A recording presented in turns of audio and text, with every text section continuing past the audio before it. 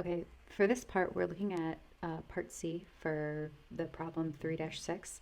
And the question is, explain why E has a maximum at the location. So we found a value of H um, that E would be a maximum at, and then we plugged it back into E to get the equation for that maximum.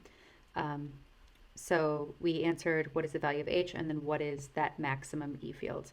So now we need to explain why, and this is almost like a conceptual question. So, okay, so for part C, okay, why? Why is it a maximum there? Okay, so we're going to look at like sort of what that E field looks like. So if you remember from the intro section, I showed you guys this image. A really important thing to note with E fields is that when you have symmetry of an E field, like, so um, for all of the E fields that are uh, basically crossing each other here, and this comes down to a lot in how we measure. So you can kind of see how on the image they drew that there. They have this like radial E field going here. All of these components kind of going across are going to end up canceling with each other, which happens when you have a coordinate system where this is like at an origin. So this is a positive direction, this is a negative direction, and these guys are going to cancel.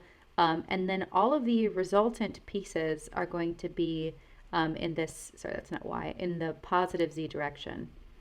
So it's almost like a conceptual explanation where the answer is really like because of the symmetry, right? Because of the symmetry, the field is canceling, and so you end up with this resulting E field.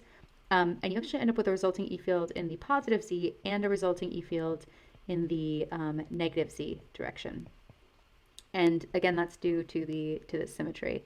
But how do you like explain that in terms of the math?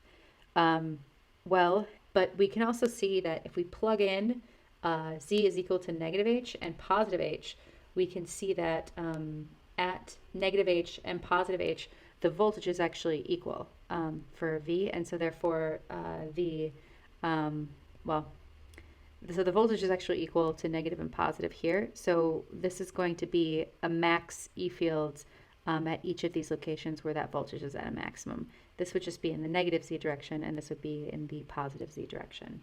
So that's kind of where we have our maximum E field. So this might be an unsatisfying answer for some of you guys. If you have any further questions about this one, feel free to shoot me a question. But I think that if you give some kind of an explanation that says like we can see by symmetry, and you show that at the positive and negative for both of those points, they're going to be equal on both sides. I think that that's kind of sufficient to prove that you understand why this one is a maximum.